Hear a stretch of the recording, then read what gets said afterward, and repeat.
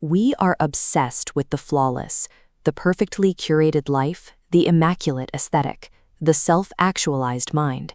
We want the pristine result, but we categorically refuse to look at the construction site. We want profound personal evolution, but we recoil at the dark, often violent foundational work required to actually build it. Down below is a chaotic three-dimensional mass representing our raw feelings. It casts a flat, simplified two-dimensional shadow above, which we call thoughts. We naturally retreat upward into this flat space as a defense mechanism. Up here, on the artificial, safe floor, we are protected.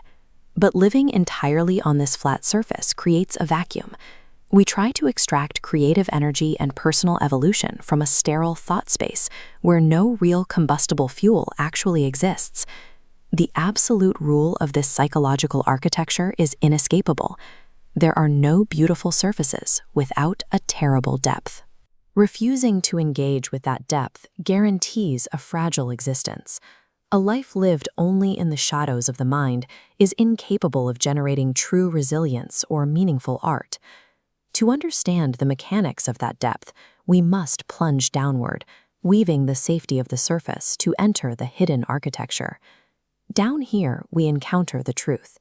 In this context, truth means the unvarnished reality of our deep character flaws, our past traumas, and the sheer, overwhelming chaos of existence itself.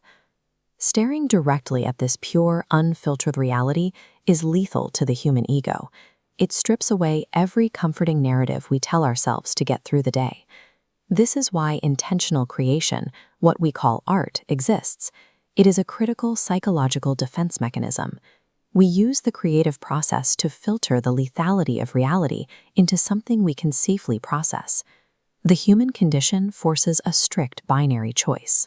We can either live comfortably in cowardly, simple shadows, or we can face a reality so intense that we must build an artificial shield of meaning just to survive it. You cannot attach profound personal growth to a surface foundation that avoids reality.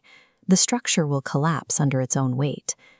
To build something durable, you must be ready to burn in your own flame.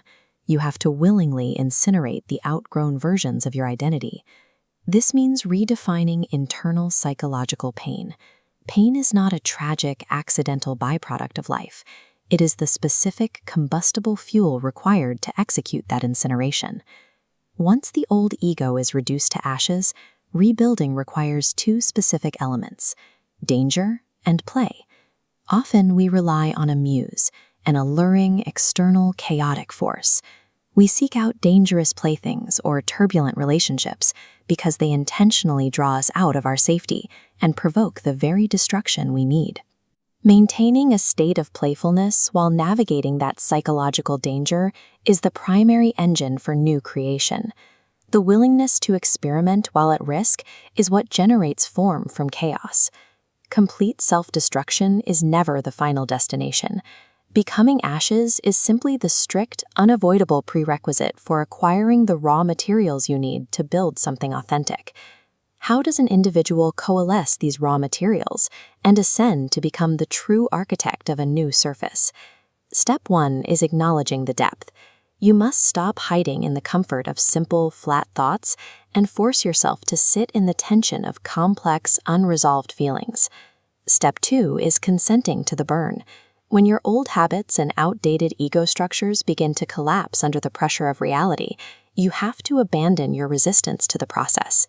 Step 3 is engaging in dangerous play. You must take the terrifying risk of organizing the ashes of your own vulnerability into a tangible creation, a new career, or a revised personal narrative. This diagram shows true resilience. A solid surface layer is locked into place by massive pillars driven deep into a turbulent subterranean zone. The structure draws power directly from the depth. The chaos below actively sustains the beauty above. We arrive at a difficult but liberating realization. We have art in order not to die of the truth. Forging a beautiful life or creating profound art is the ultimate act of psychological survival. The pristine surface is fully justified, but only because the creator has finally mastered the terrible, magnificent depths beneath it.